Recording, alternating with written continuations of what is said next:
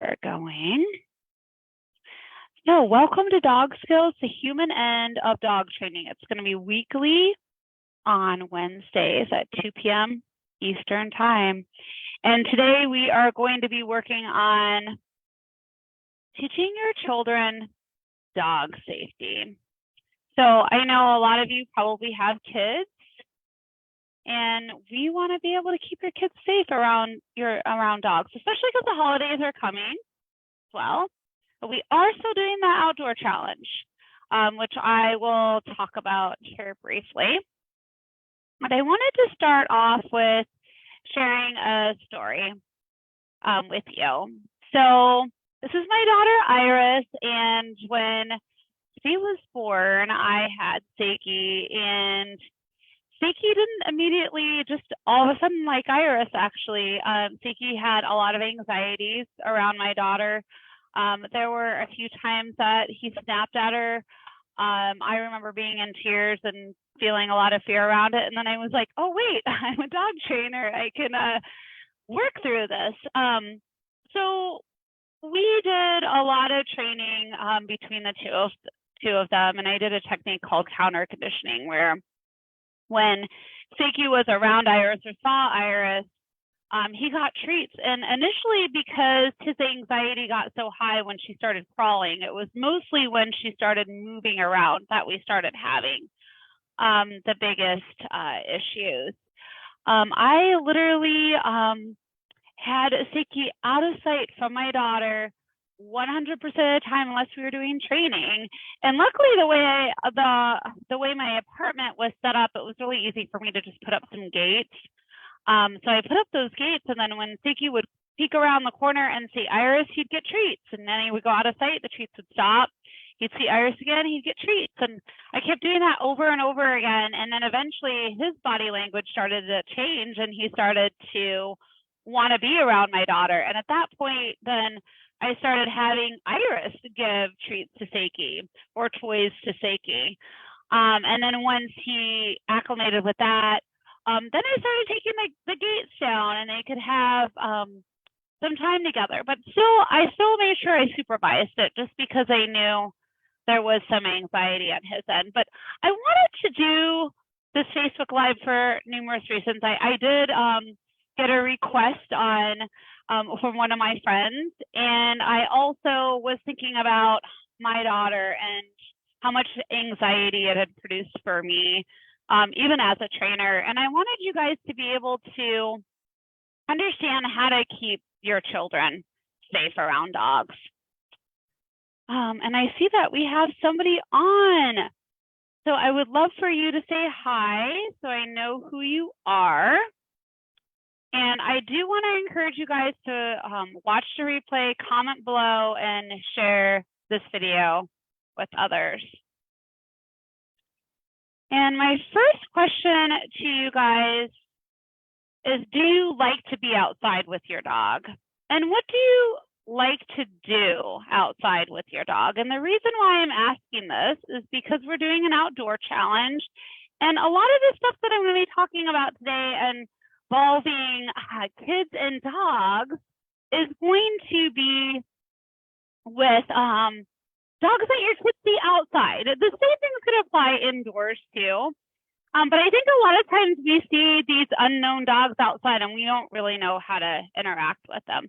Oh, Ruth is here. Yay. Hi, Ruth. I'm glad you're here. Okay, that's wonderful. So I know, Ruth, you have cats, but I do know you like to hike. So I'm sure you go out with your daughter all the time, and I'm sure you run into dogs. Is that true, Ruth? Let me know. I would love for you to comment on that if you see dogs when you're hiking with your daughter. Oh, hi, Carol. This is wonderful. I'm so glad you're here. Yay. How cool. So, Carol, do you like to be outside with your dog, and what do you like to do outside with your dog? Now, I know you've told me personally, but I'd love for you to comment, because other people are going to want to know as well. It's going to help out other people when you comment. So the outdoor challenge, this is a challenge I'm doing from November to December I challenge you to get exercise with you and your dog during the holiday season, even in the cold, even as you're busy with the holidays. And the cool thing with outdoor challenges, I want to be here to support you with this. So you're going to learn how to get your dog to behave on the leash and off the leash, and learn all kinds of things that could happen outside to keep you and your dog safe from now until January 1st. And they're all going to be done in the Facebook Lives. So the winner will receive a webinar, is Leash Walking a Drag, that I did a while back. Actually, it wasn't that long. It was in the summer. And the winner is the one who attends the most Facebook Lives. So the person who comes to the most Facebook Lives on Wednesdays at 2 p.m. Eastern Standard Time will win this free webinar. And many people have paid to attend it, and they came out with great results. So keep coming back each Wednesday so you can be entered to win, and keep getting your dog out during the holiday season. So we have a few comments here. Let's see. Yes, Ruth says we see dogs often. And yeah, you have family with dogs, absolutely. Especially with Robin. And then Carol says I hike trails and dog parks. Yeah. So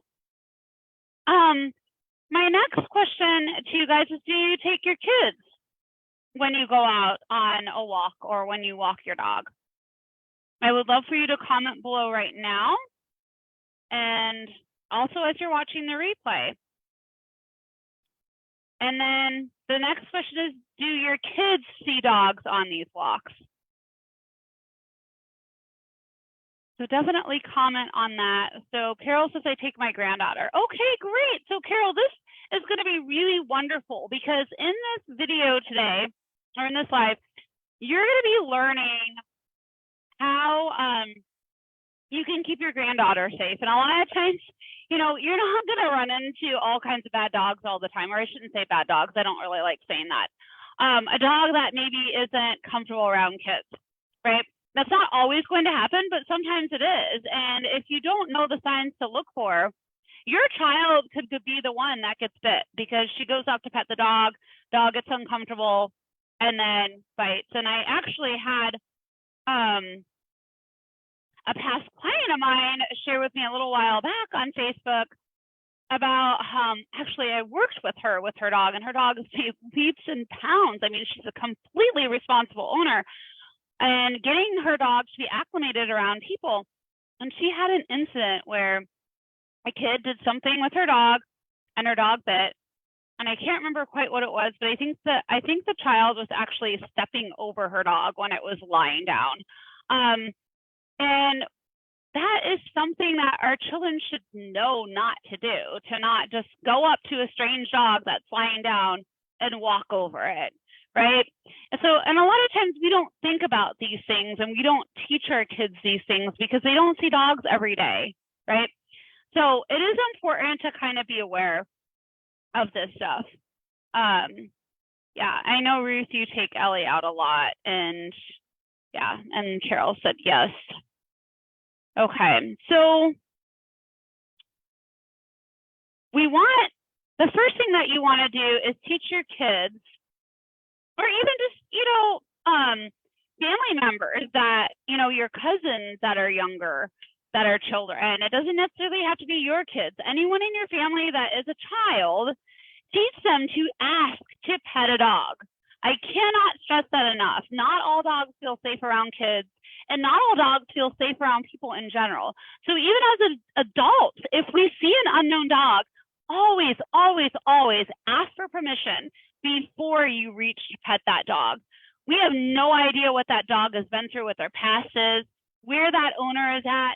The owner could be doing a lot of training and not expecting you to come up, and they could actually be getting their dog to be used to children, but they are not expecting your child to come up.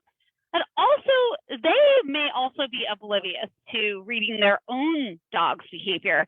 And that doesn't mean that they're a bad dog owner.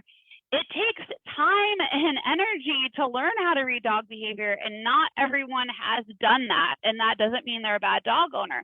But It is your responsibility to know if that dog is safe to be pet or not.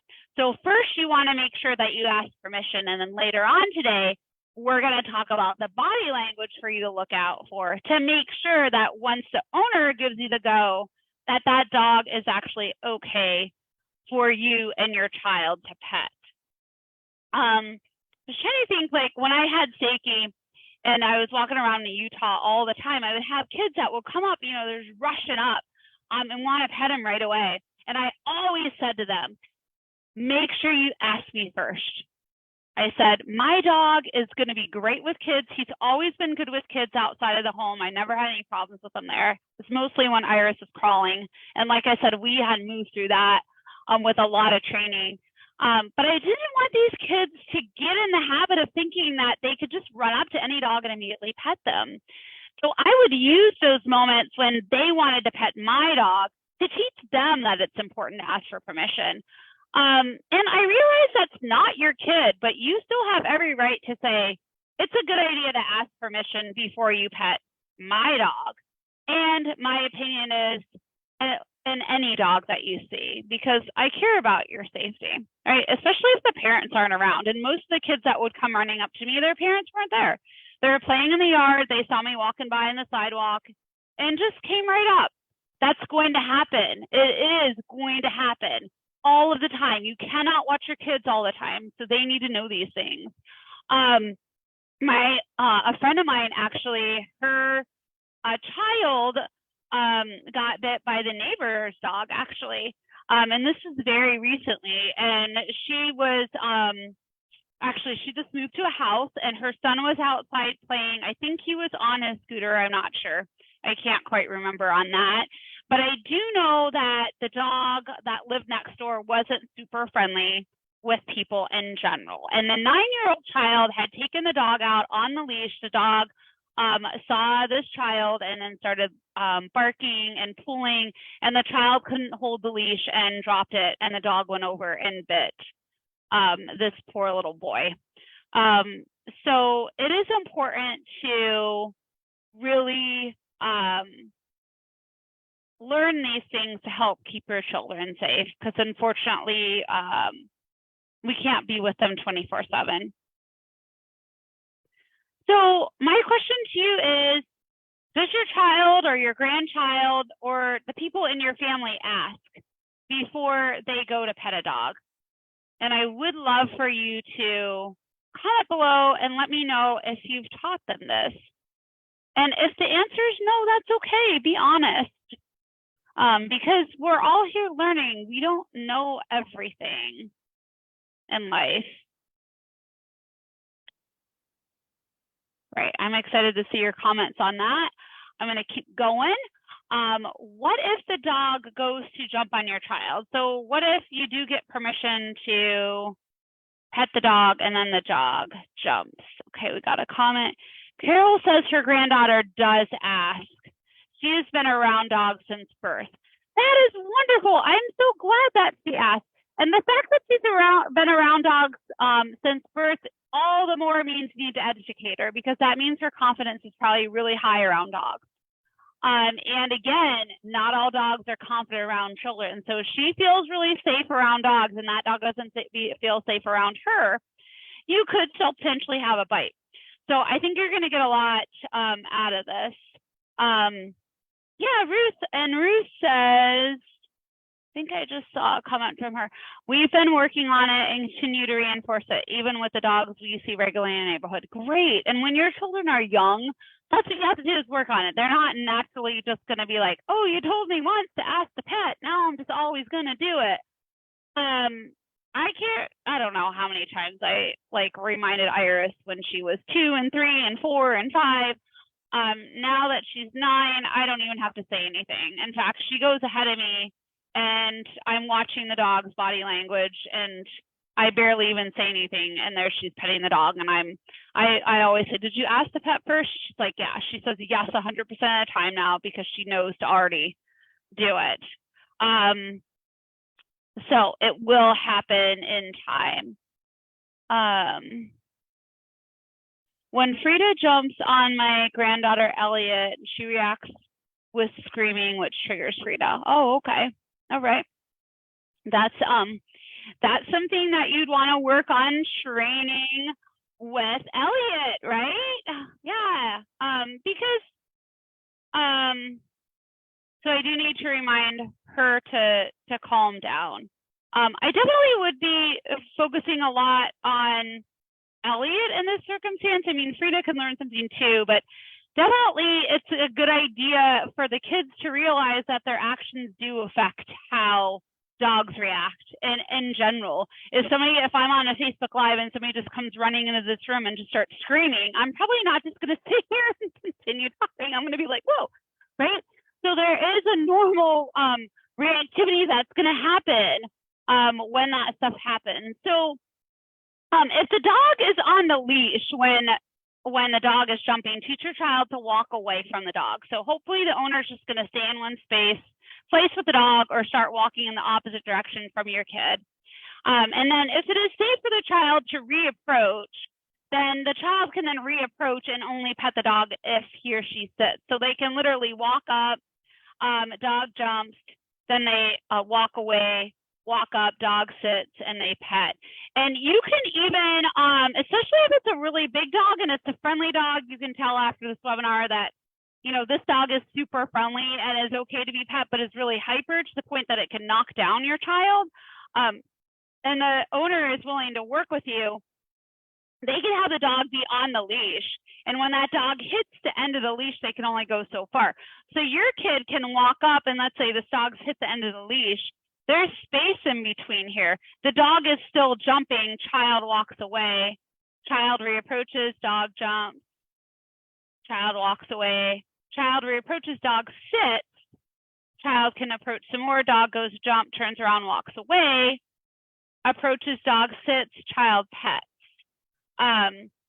So you can hypothetically kind of have that safety barrier with the leash in that standpoint, but only do that technique like if you feel that your kid's not going to get hurt. And you know, you could even do that with Frida and Elliot, and I would recommend that you do, because then you're kind of you're setting Elliot up to not immediately get jumped on, so that's going to lessen some of her anxiety. And then Frida, as well, is then learning, oh, I'm only going to get pet if I sit from Elliot.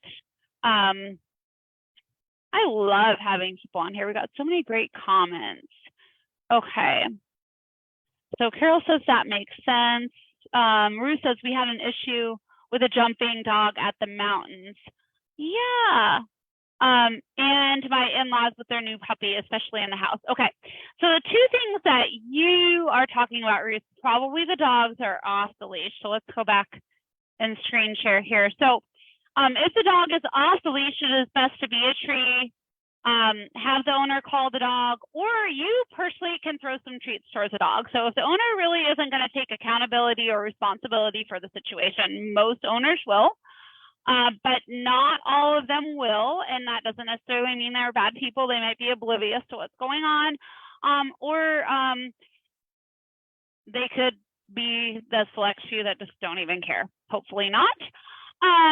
But if that's the case, you just take some treats and you throw them away from your child, but in a way that the dog can still see them. So if the dog's, you know, jumping on the kid, then you could just come over and just toss some treats, and the dog goes and runs and starts eating that food on the ground, and then you guys have time to escape. But it is really important to teach your child to be a tree. So what does being a tree? What is being a tree? Here's a great example right here. Teach your kid to be a tree, and this puppy is actually biting and pulling on the child's pant leg.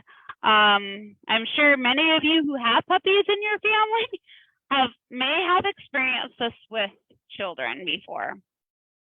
So my question to you is, have you heard of be a tree around a dog? Would love to know if you have. Okay, Carol says, I will work on the leash training and the treats. Great job, Carol. That's wonderful. So I'm looking forward to hearing your comments on if you've heard be a tree. How many of you have heard of this? It's very common in the dog training realm. Most dog trainers know what it is. Curious to know how many people that on here have heard of it. So Carol says, oh, I like this. No, I haven't heard about being a tree.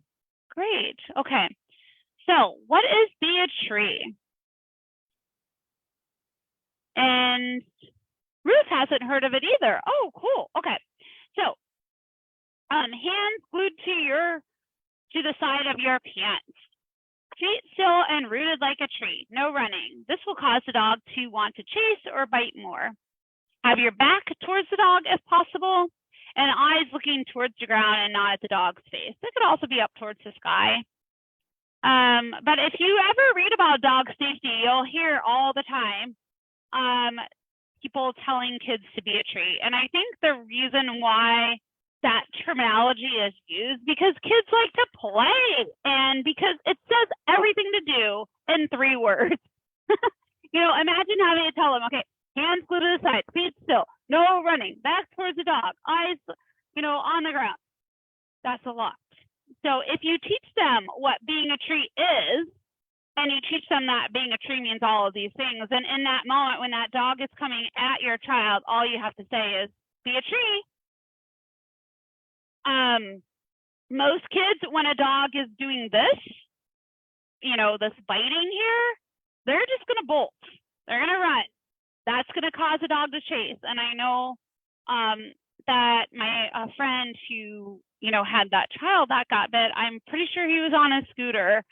That fast movement is going to encourage that dog to go after that child more if they already want to, even if it's in play or aggression.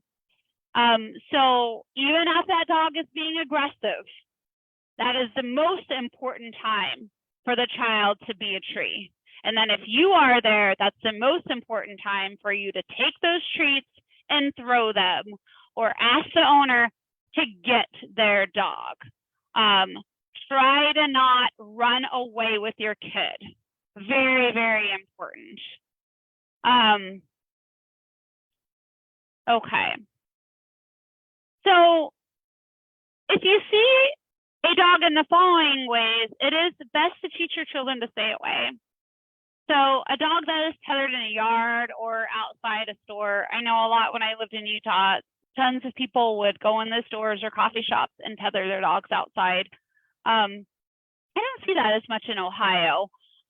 But actually, when I was a kid, I did it. I would walk to the store up the street, tether my dog, and go in when I was 8, buy something from the store, and come back out. Back in the day when things, I feel like, were a lot more free than they are now, but I also lived in a really small town.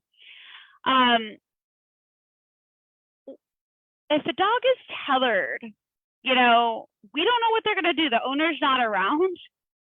Really good idea for your kid to automatically know to not reach to pet that dog. Inside a car, even if they're sticking their head out the window. When I go to Walmart, I can't tell you how many dogs, especially when the day is nice, where I see their head sticking out the window, and Iris is always like, oh, that dog is so cute. And I always tell her, that dog is adorable. Remember, we stay away from dogs that are in the car, though. Any dog that's in the car could bite. Behind a fence or in a cage. But definitely a kennel, right? Any dog that has a barrier around them could react or bite. Many dogs will defend their territory, and this is an easy time for your child to get bit in these, circumstances, the tethering, the car, or the fence or cage. How many of you are tempted to pet those cute dogs, those cute car dogs? I know sometimes I get so tempted to. Any of you guys get tempted to do that?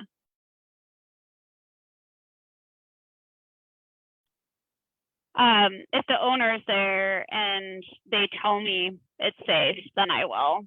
But I'm a pretty huge stickler on, even as an adult, following these rules, because I do know so much on how fast dog behavior can change. I also want to be a good example to my daughter, but even more so, I don't want anything to happen to that dog either. I make one wrong choice and that dog bites somebody. I could go on their record. Yeah. So Carol says, yeah. I mean, especially when there's no one around, the dog looks so happy. It's so tempting to want to do. And again, it really is a good idea to make sure you have permission from the owner first, and make sure that you're seeing signs from that dog that says he wants to be pet. Bruce, do you ever get tempted to pet those cute car dogs? I wonder. It's hard for me sometimes. Most dogs do not enjoy hugs. Teach your kids to not hug dogs. Does your child like to hug dogs? Would love to know. And I'm going to get a drink here while you guys comment.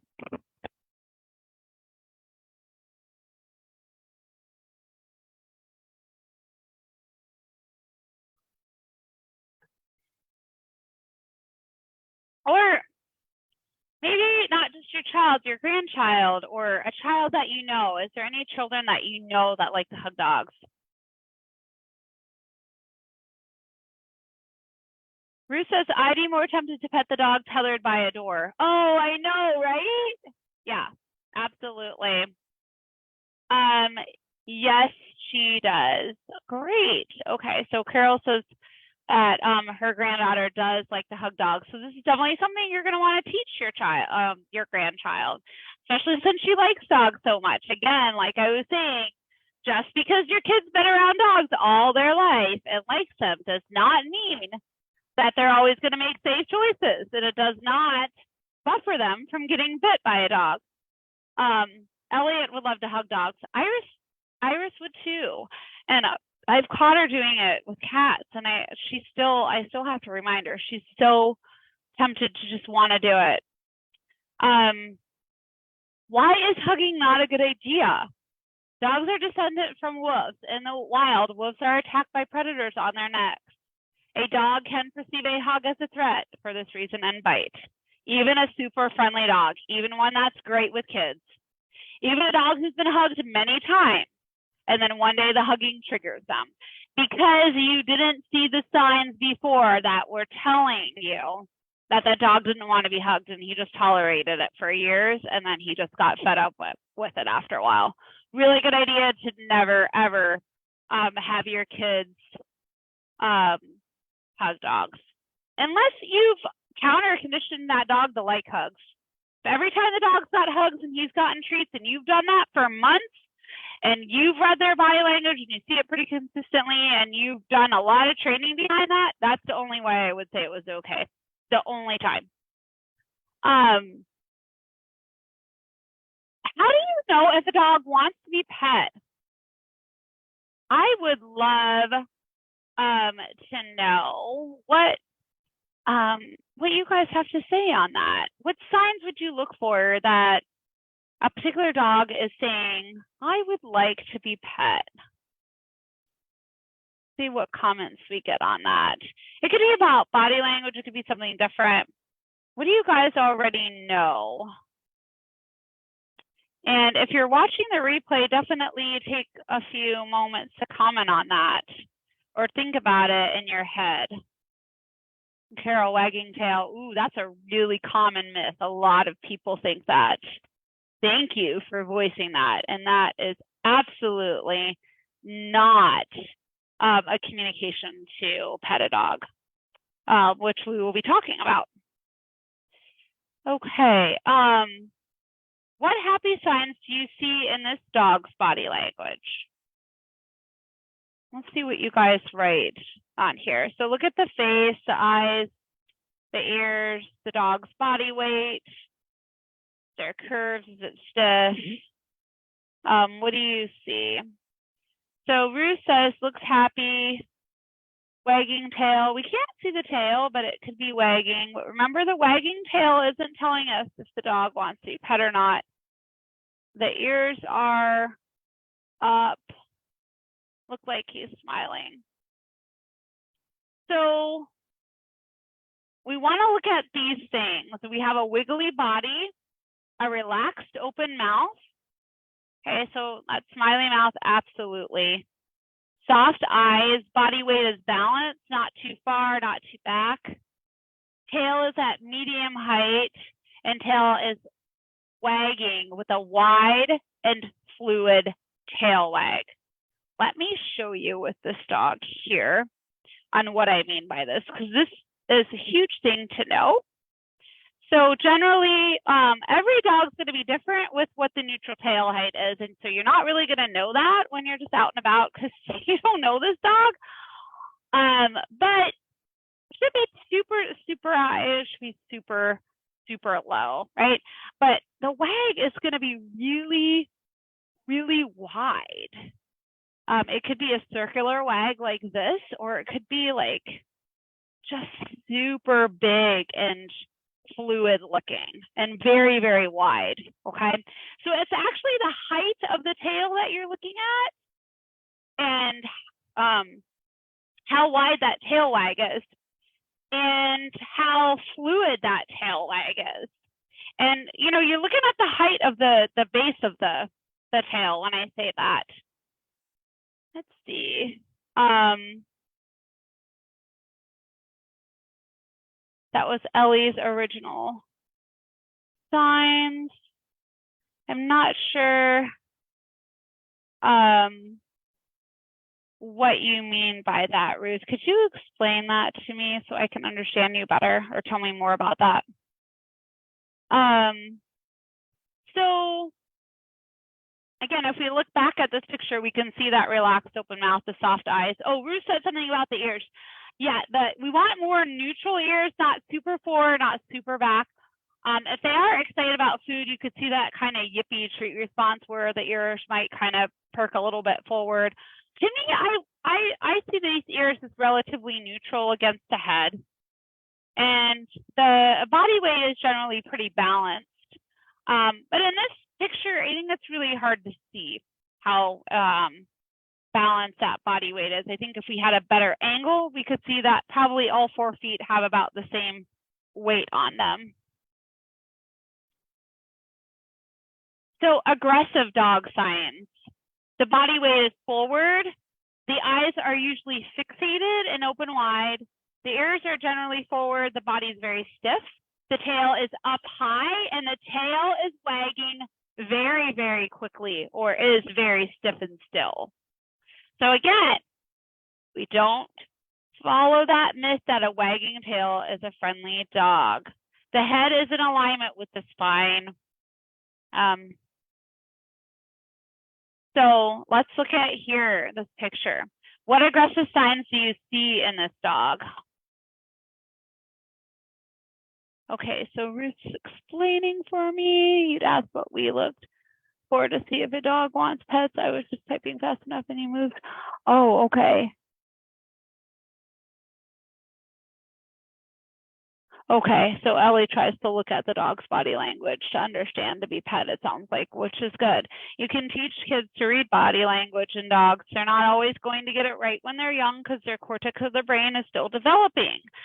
But they still can use it, and you can ask them before they even ask to pet a dog. You can ask them, what signs do you see in that dog? Does that dog look like he wants to be pet or not?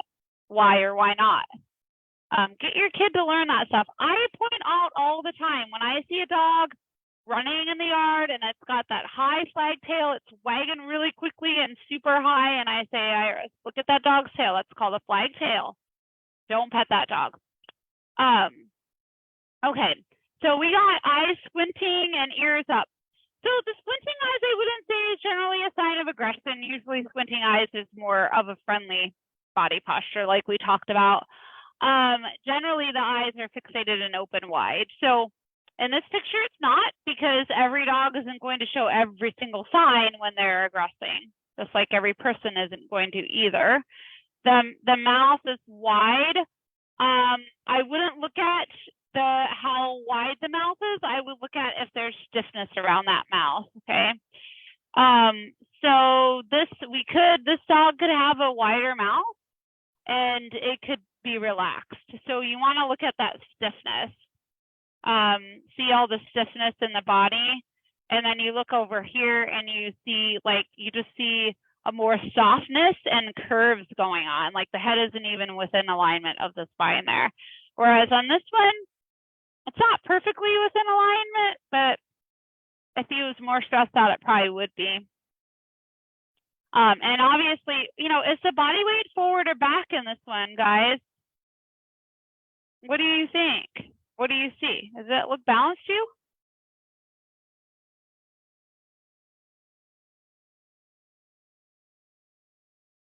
Curious if you guys can tell on that. So again, we can't say this enough. So Carol says forward, good job. And that's a really good thing to pay attention to, because very few dogs that are feeling comfortable with being pet are going to have an imbalanced body weight. Again, a wagging tail does not mean a dog is friendly. An aggressive dog may have a flagged tail. The tail is usually held high and wagging very quickly. A relaxed dog will have a tail that is at neutral height, and the tail is much wider and fluid in the wag. Sometimes the tail will wag in a circular fashion. So I'm going to show you again with that same dog here. So a flagged tail, generally the tail is going to be up really high, and then the dog's going to be like wagging it super, super fast, which I can't even wag it as fast as they would do it. But you see how stiff and narrow that wag is. So that's kind of like what a flag tail is. But a dog can also just have it stiff and still too when they're regressing as well. They might also not have it that high. They could have it down lower and have it be stiff too. They could also have it down lower and have it be wagging.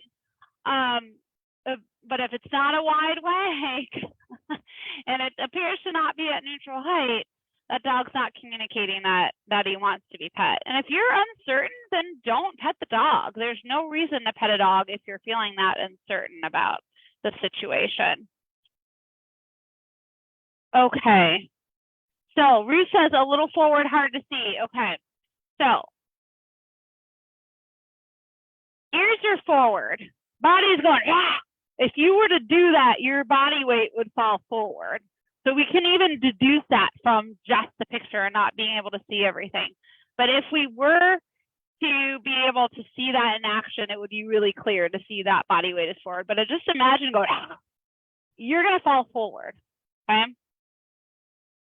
How many of you have thought a wagging tail was a sign of happiness in a dog? So I know Carol's already mentioned that she has. Ruth, have you thought that? And any of you guys that are watching the replay, have you thought that a wagging tail was a sign saying that dog is happy? Yes or no? Would love to know. All right, fearful dog signs. The dog is backing up. The tail is down or between their legs. The body is stiff. They might have a contorted back, the ears are back, the head is lowering, body weight is more backward as if they were trying to escape. So Ruth did, okay, we sure did. You thought a wagging tail was a happy dog. Good. You know, most people I run into think that, so it's a really good thing to educate yourself about. And it always is a good idea to not just look at the tail anyway, to look at the entire body posture of the dog. So a scared dog does not want to be pet. I think we all know that, but I think very few people follow that. I would say most people that I run into and they see a fearful dog, they immediately want to approach that dog and get that dog used to them. Not a good thing to do. In fact, if the owner's doing training, you could be undoing their training unless they've given you permission to work with the training with them. What fearful dog body language do you see here? Would love for you guys to comment on that.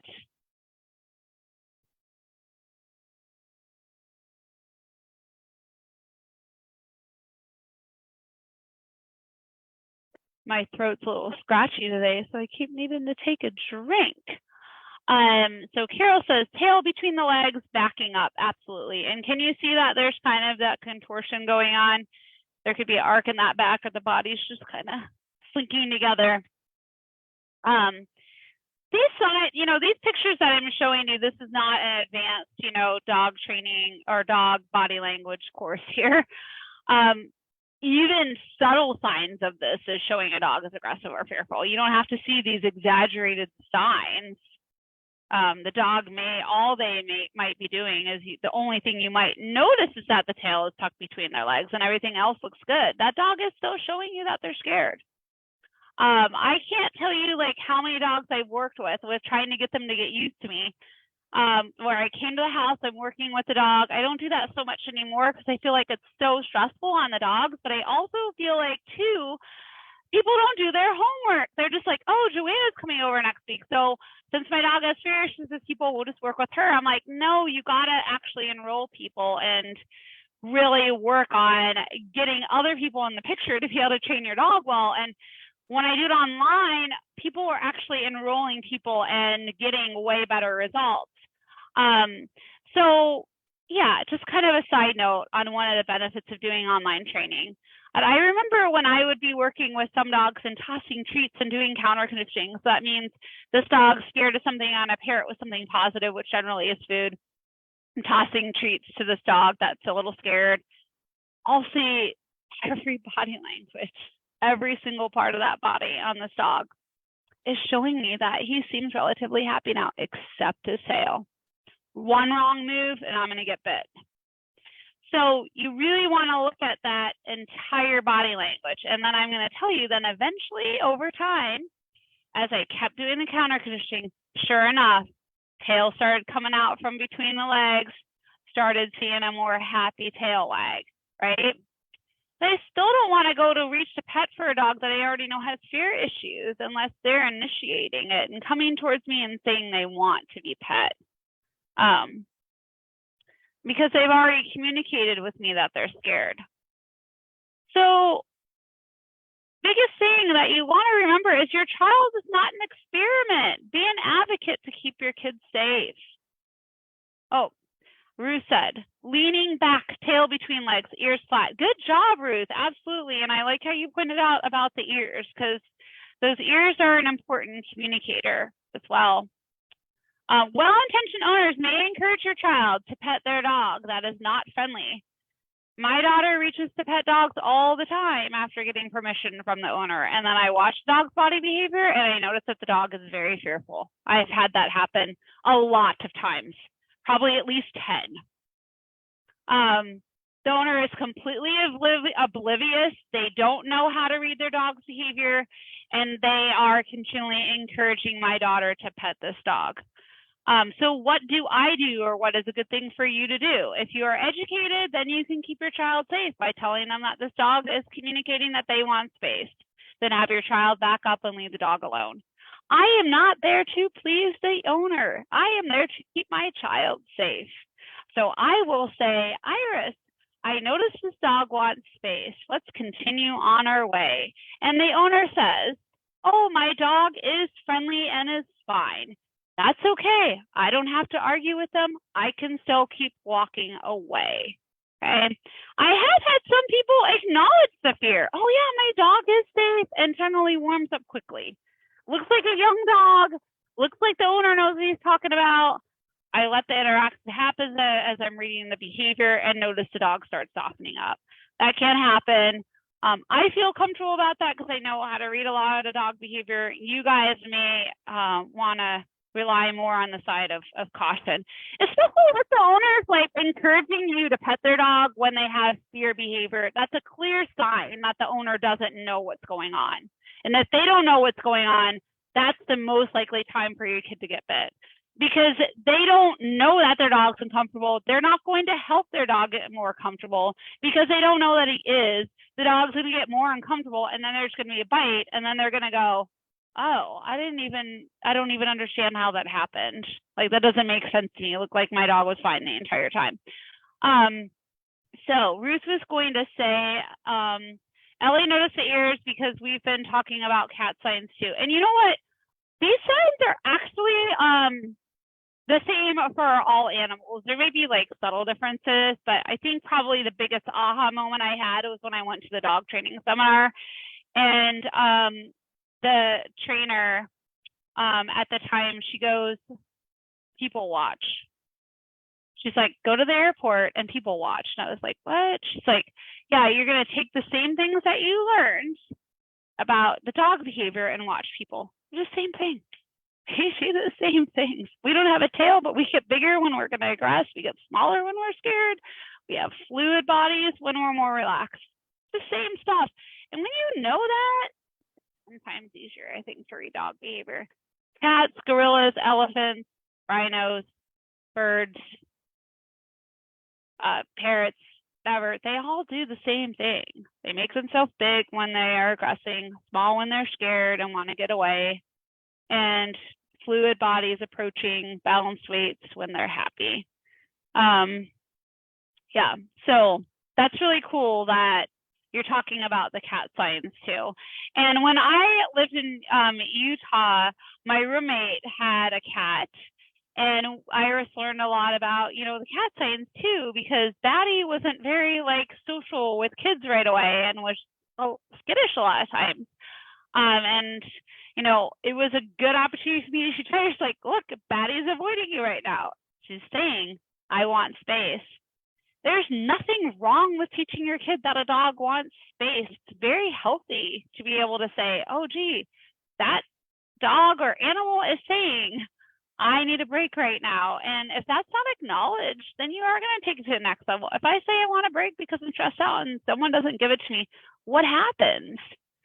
And I mean, it's different for everybody, but for me, if it continually happens over hours or days or weeks and I can't get a break for some reason and someone is preventing me from getting that, most of the time, we are at choice. But let's go back to an example on when Iris was first born and I chose to be in a relationship with an addict, and he was rarely home. I had Iris all the time. I rarely had any breaks. And it was just her and I living together, and I would have complete meltdowns, and then, but I did have crisis childcare back then. So I do remember taking her there and getting my break that way. But I knew if I wouldn't have had those break times, I would have probably been an abusive parent, not because I'm a bad person, but because I didn't get the time to decompress. So any dog, most dogs are good. They just are saying, look, I asked you nicely, you didn't respond, so now I have to take it to the next level because I'm just stressed and I don't know how to channel the stress, right? So I like to use those human examples because I think it really helps you understand, right? Imagine raising a kid as a single parent, not having family, not having people step in and give you breaks, day after day after day after day after day. How could you not at some point start escalating unless you allowed yourself somehow to get that break, like meditation or, while your kid's sleeping or doing something, right? If you don't know those tools to do, then you're naturally just going to start going up. And a lot of parents that are abusive, that's really the reality, is they don't know what to do with their stress and no one's helping them. So guys, same thing with people, if you know people who are struggling, help them out if you can. If they're nice people and they're not going to take advantage of you, help them out, because you can help, the dogs in the house that way as well as the kids, so that those people can get back on track too. So if this happens, where your child is interacting with this dog and the dog showing fearful signs, you want to be firm and friendly. Again, no matter what the dog owner says, many of them will say, it's okay, this dog is friendly. Pay attention to the dog's body language, not what the owner is saying. Any fearful dog can bite, and you don't want your child to be a victim of a dog bite. Absolutely not fun. Have you had an owner encourage your child to pet a dog that wasn't wanting to be pet? Would love to know if that's happened to you too. And Oh, I thought somebody just typed something, but no. Okay, well, I'm looking forward to your answers on that. So here's some awesome information to keep your children safe around dogs. This is a great website to go to, doggonsafe.com. If you like games, get this board game, Doggone Crazy Board Game. So Carol has said, no, I haven't had that happen. So start paying attention to your dog's body language. If you interact with a lot of dogs, it's going to happen to you sooner or later. See if now that you have awareness, if it is happening and you didn't even realize it. So this is a great game because it teaches kids how to read dog behavior, and it's for ages 4 and up. I've played it with many, many families, and it's actually reminding me that I want to pull it out and play it with Iris because I haven't done that, and I really should do that. But I have played it with many families. Ruth says, not that I recall. Okay, cool. Good. I'm glad that hasn't happened to you. So, oh, did everybody get that website down? You know what? Maybe I should put it, I wonder, can I do this? Can I copy and paste in the comments right now? Yes, I can. So there's that website. Here's where you can buy the game.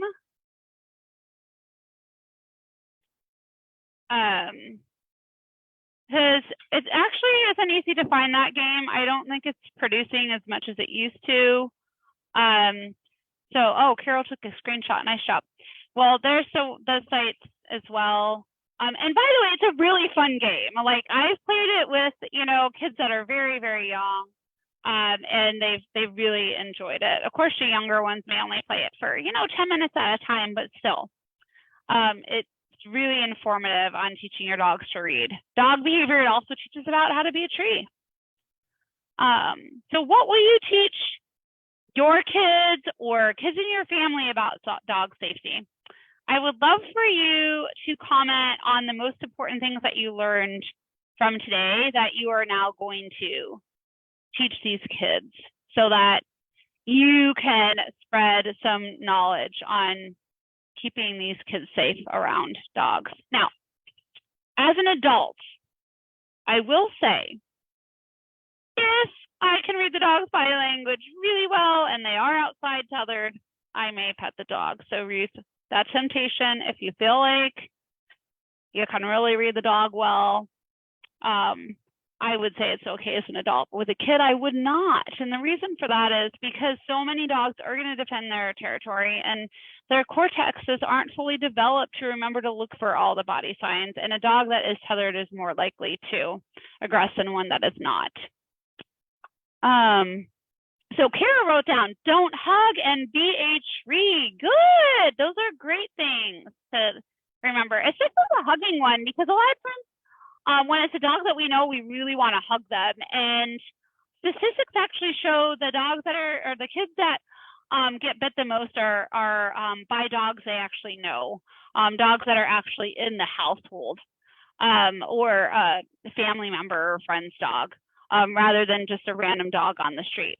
So Ruth, is there anything in here that you learned that you're going to teach Ellie? I would love to know.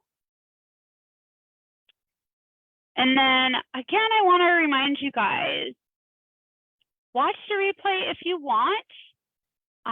If you are watching the replay, remember to comment and share this video with others. Help other people so that they can be educated on this too. And Ruth says, be a tree. I love the simplicity of this direction to give. And the tail wagging is less indicative than I expected. Also knowing why the hugging is triggering is super useful. Oh, good, good. I'm glad. That makes me happy. So reminder, don't forget about the Outdoor Challenge. Our Facebook Lives from November and December will be the ones that are supporting the Outdoor Challenge for you and your dog. We challenge you to take your dog outside for exercise during the holiday season and in the cold. Learn how to get your dog to behave on leash and off leash in these Facebook Lives. The winner, the one that attends the most Facebook Lives on Wednesdays at 2:00 p.m. Eastern Standard Time will receive is leash walking a drag, a loose leash walking webinar. So spread the word. If you know anyone that's struggling with loose leash walking and their dog's not walking good, tell them to come on these Facebook Lives. They could win the free webinar.